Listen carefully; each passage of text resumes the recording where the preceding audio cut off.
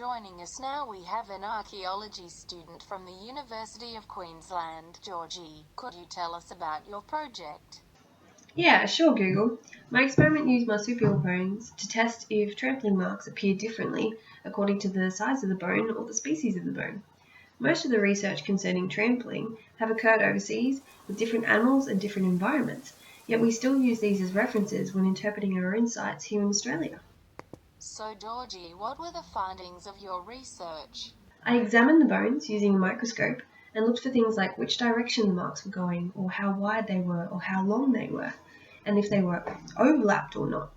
I compared these findings to an assemblage of bones in Buddha Cave in Western Australia and other trampling experiments to see if there were any differences or similarities, and what I found was that trampling marks were very different.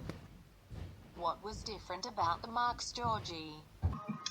I found that the smaller the bone, the more variation and overlap of marks there were. I think this is because they move more in the sediment than the larger bones. So if you have trampling on the larger bones, they're less likely to move around because of their weight and their surface area. I think the marks on the bones were different to those found at Buddha Cave because those bones weren't frozen before being deposited, as the bones were frozen in my experiment. And this may have changed their composition, allowing the sand to abrade the bone differently. That's very interesting, Georgie. What are the implications of your findings and overall research? The characteristics of trampling marks can be influenced by a range of factors, including bone size and species, but it could also include the bone element used and the age or gender of the animal.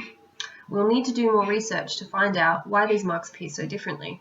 What we do know is that using trampling data based on animals and sediment not present in Australia could lead to inaccurate data and issues with comparing archaeological sites.